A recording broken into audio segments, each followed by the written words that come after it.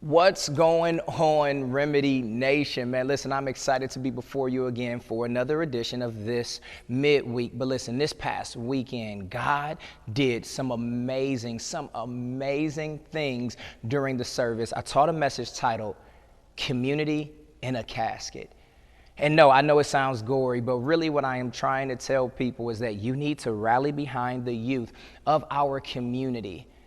I came out of Matthew 9 and then Luke 8, the story about the young woman who they thought was dead or either dying, but God showed up even though the community had walked out. Don't just celebrate the product, but celebrate the process of our young people going to another level. Community. Okay, let's go. I told you all week, all month, we are going to be in our studio space that we're building out. So we're starting, I'm gonna walk you guys upstairs. They're working today. So we'll just do a quick walkthrough as we start this midweek. And look at this. Hey, I can't play with you since I'm standing here. Love God, love people, build community. Remedy Nation. If you ain't got it, you're missing out. But come on.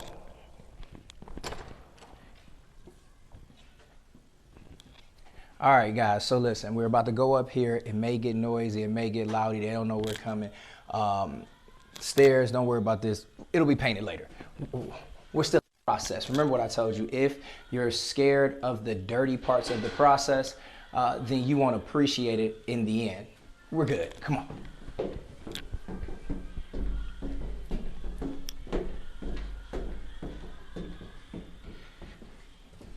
Uh-oh, so it looks completely different now. They got paint on the walls, they're moving.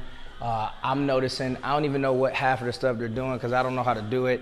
I can't fix anything, but these guys are geniuses. So look around, you see what's happening, man. It's coming into play. Brother Didi right there, killing the game, great member of the church. They're in here making things happen. Listen, man. It's beastie. Like, I can't explain, man. Listen, let's get it. But I told you guys that this is not just any type of project. I believe that this is a prophetic project, a project that is telling our entire church that whatever you start, God can finish. So if you had planned to lose weight this year, God can finish it. If you plan to save more money, God can finish it. Whatever it is that you put your heart, your mind, and your soul to, if you want to go to another level spiritually, God can finish it. I just really believe that God is going to do some amazing things. Come through here, man. Let's roll. Let's roll. Yep, straight down from the studio. Just in case I want to lay down a couple tracks, we'll get to the office. But now let's just get back into this word. Let's get into the word. Let's get into the word. Here it is. This is where we're at. During Black History Month, many people, they try to do the uncommon and they try to stay away from maybe historical figures that we hear about often. But I believe that the reason why we hear about them often is because they have made great contributions to where we are as an African American society, a Black community. So today I am going to talk about a figure that we always hear about, but I am going to do my best to not compare him with Jesus, but to tie in the life, the legacy, and the thoughts, the heart, the soul of who Jesus is and how he was tied to a man named Dr. King. I may even do this for a couple of weeks, but I know today I am going to teach from the topic of reviving the dream. See, here's the catch. Our community, our nation, the world, in so many ways, we are divided by hate. At some point in time, it was almost as if I just hated you because of your skin color. But now we have put so many more things in the category I hate you because of your skin color. I hate you because of your job. I hate you because of your sexual orientation. I hate you because of what you believe or what you don't believe. I hate you because of your political view. I hate you because I am on level 1 and you're on level 100. There's so many things in the category of hate. And I just believe that if you go back to what Dr. King was saying in front of those individuals when he said that he had a dreams that little black boys and little black girls and little white girls and little white boys would be able to do some things in peace, he was not just leaving it at a race or ethnicity thing. I believe that just like some of the teachings of Jesus, that when he spoke, he probably used one example, but it was transcended in the way that he delivered it. So I'm not just going to talk about King. I'm not just going to talk about Jesus. I am going to talk about both, but I'm going to start off with scripture. John chapter 13, verse 12 through 15. You know this story. Here it is. After he had washed their feet, had put on his robe, and had returned to the table, he said, "Do you know what I have done for you? You call me teacher and Lord, and you are right, for that is what I am. So if I, your Lord and teacher, have washed your feet, you also ought to wash one another's feet, for I have set you an example that you also should do as I have done." Here it is. God is giving us an example of servitude. He's telling us in so many ways that I have called you to the posture of a servant. That no matter what you have going on in life, no matter how many accolades you have, no matter how many letters you have behind your name because of degrees that you earned, no matter how much money you have in the bank, no matter how many businesses that you have on a log that you started, that you own, at the end of the day, servitude is what Jesus is teaching us. He is the Son of God. He has all power in his hand. He knows what's to come. He knows why he is here, and he could possibly do anything that he wanted to do, but yet and still he washed the feet of people who did not believe fully in the law, people that he knew was going to walk out, people that he knew would betray him, would deny him. He said, "I'll serve you." Here it is. February 25th, 1948. This is when Dr. Martin Luther King, he had accepted the call to be the associate pastor at his father's church. When he accepted this call, he understood that in the way that he had to go, it wasn't a way that was going to out of the gate be popular, but he knew that in order to keep the right frame of mind and the right framework, he would need to be tapped into individuals who knew what serving looked like. How do you think he's come up with this nonviolent movement to change the perspective of the world? Because the nonviolent movement did not just come from King, it came from a Jesus that he read about. Think about it. The reason why Jesus was not accepted the way that he should have probably been received is because individuals thought that when they said a Messiah was coming, that a new reigning king would come, they thought in their context. So in their context, a king doesn't take over a kingdom unless that king kills the standing or the sitting king. So when Jesus came, humble, meek, loving, accepting, and nonviolent, people did not agree with it. This shows you how real this is. My phone's ringing. Where's my phone?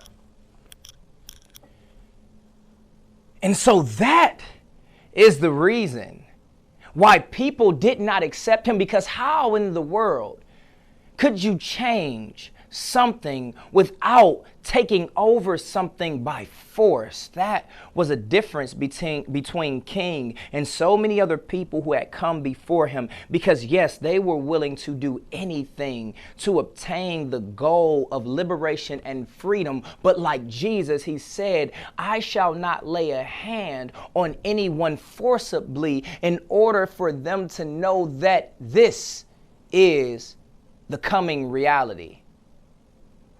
When he was at First Ebenezer Baptist Church, the reason why he had to do this is because he understood that serving needed to be at the forefront of what he did. And then that connected him to people who thought the same way that he thought. Churches and church leaders who thought the same way that he thought. And that's important, because in a movement, relationships, Bishop Joey says this, of the house of the Lord, relationships are everything. But relationships are everything in the context, and it makes it better because when you serve with someone, you know them on a different level. So here's my first point: serve to make a difference, and hear it, and to build authentic relationships.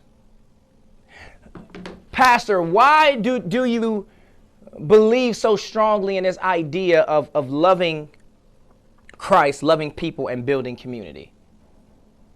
Because I understand that once you serve the community, once you serve people, once you serve God, relationships grow because of that. The community, it will grow because of that. January, we built community. And I'm not just talking about the money that we gave away. Yes, we gave $10,000 to 8 different organizations, but it spans beyond that. What I need you to understand is that your church not only gave away $10,000, but we also supplied and stocked up a transplant house where people who got kidney transplants and heart transplants, they go for rest and for recovery. We replaced all of their paper towels, their cleaning supplies, their snacks, so that they can service people on another level. That's building relationships through servitude.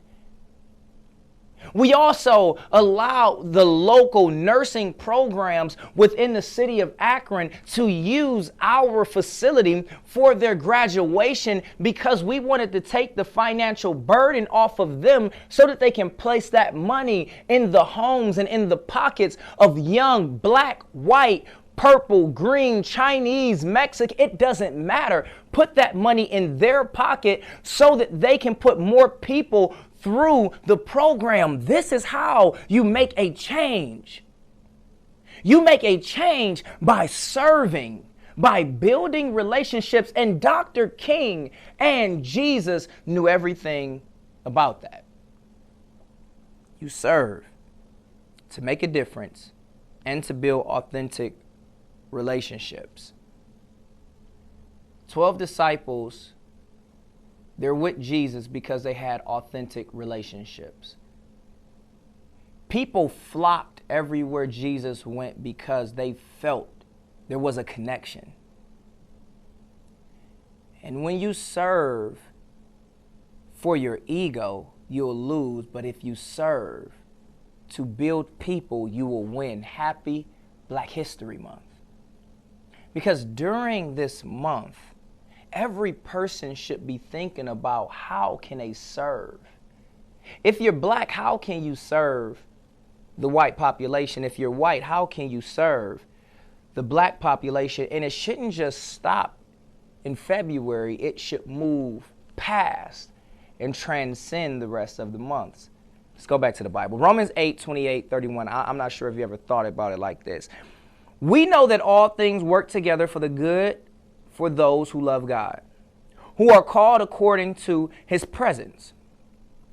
For those whom he foreknew, he also predestined to be conformed to the image of his Son, in order that he might be the firstborn within a large family.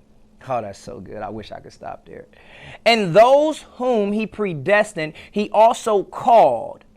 And those whom he called, he also justified. And those whom he justified, he also glorified. What then are we to say about these things? If God is for us, then who can be against us? Okay, so hear me. One night, Dr. King gets a call. Dr. King gets a call. And the caller says to him at night, he's almost asleep. Miss Coretta, she is asleep. The phone rings, he picks it up. And there's a voice on the other end of the call that said, "We are going to make you regret that you ever came here." Now, Dr. King had gotten so many death threats, he was so used to it, but he said this one sounds so real that it put a bit of fear in his heart, to the point where he started to try to figure out how he can get out of the civil rights movement, because he had felt that he had put his wife's life in danger, his kids' life in danger, those who had followed him. He had felt like he had put them in so much danger. And he said, I just can't do this anymore. And so then he started to pray to God, how do I get out of what you have called me to? And he said that in his private prayer time, he felt like he had heard God say, don't worry about it. I am with you. Now, many of you would say that he walked away and he did something great. And yes, he did in a sense. But 3 days later, he was out speaking to people, trying to change the minds of those who thought in a prejudiced way. He gets a call from his wife. She told him that somebody had bombed their house. No one was hurt. She ran to the back of the house, her and a friend, and though the house was bombed out, they had got out. So of course, Dr. Martin Luther King, he jumps in the car. His guys take him back to the house, and there's an uproar. The police officers are there trying to stop the black people from going crazy, because they understood that it was 9 times out of 10 the Ku Klux Klan who had so many political connects. So they looked at the police as if they knew and as if they were okay with this. So now there is a war about to rage outside of Dr. King's bombed home. He then stands on top of a police car and he tells them to let love prevail. That God had predestined for them to do something in a way that nobody had done it before, to do something in a way that did not cause a riot or someone getting hurt, to do something in a way that it was countercultural to the belief systems of those who were out there on that day. And he had looked at each and every individual out there, and he was telling them that we have been called to something, and despite what is going on in this particular moment, we can't come out of the call. So I may be talking to a person who's watching right now. This is not just about Jesus. This is not just about Dr. King, but this is about you, that you have been called to something great. But it seems like every time you are about to step into your greatness, something ridiculous happens. Something happens so much so that it takes you off of every path that God had put you on.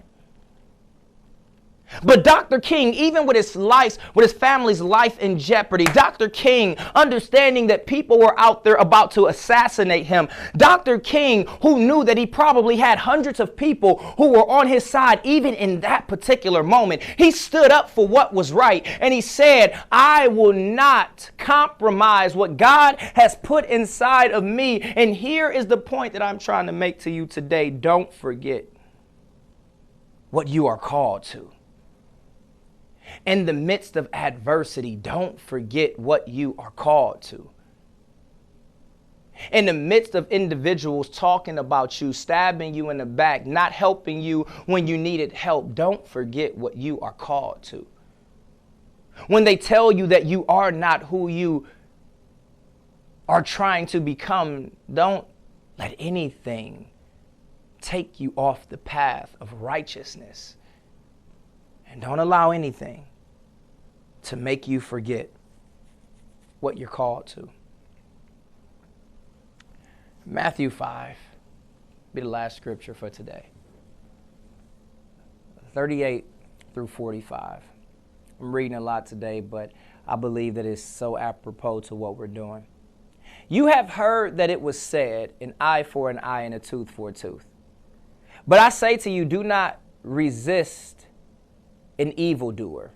But if anyone strikes you on the right cheek, turn the other also. And if anyone wants to sue you and take your coat, give them the cloak as well. And if anyone forces you to go 1 mile, go also the 2nd mile. Give to everyone who begs from you, and do not refuse anyone who wants to borrow from you. You have heard that it was said, you shall love your neighbor and hate your enemy. But I say, love your enemy and pray for those who persecute you, so that you may be children of your Father in heaven.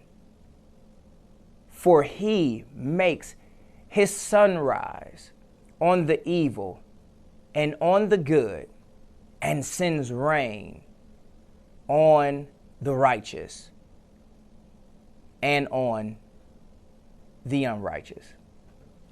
May 17th, 1957. There were 20,000 people who had marched to the Lincoln Memorial to talk about the voting rights of those who looked like me. And so as they were there, the thickness of the air, the tension in the air between different cultures, different races, different ethnicities, it was rising, and oh, it was rising high. And the people, all they were chanting was, give us the ballot. When Dr. King started talking to the people, they didn't know what was going to happen, because they weren't sure if it was about to be another political revolution. They didn't know what was to come. Is Dr. King about to stand in front of 20,000 people and say that he's going to run for office? Was Dr. King about to stand up in front of 20,000 people and say that he was going to start what he wanted to start and move how he wanted to move? What was he about to say in front of this crowd? In front of the president who gets credit freeing slaves, the Emancipation Proclamation. What in this moment was King saying? He goes up there and says, there is still a voice crying out through the vista of time. Hear it. Love your neighbors, or love your enemies. Bless them that curse you. Pray for them that despitefully uses you. So King, he gets up there. He gets up there, and he doesn't talk to Democrats. He doesn't talk to Republicans or independents. He doesn't talk to black people. He doesn't talk to white people. He remembers what he was called to. And he said, love your enemies. Bless those who curse you. Now, how is this so countercultural to what they believed they wanted to see. They wanted to see King start a revolution. And not a nonviolent. People were prepared to kill him probably on that day, because they weren't sure that after that moment, it wouldn't be 20,000 people that were going to turn on every person that was different from them and cause riots and violence and burn down. No. He said love. See, the thing that we always have to remember, even during times where we are standing up for who we are, we have to remember to love.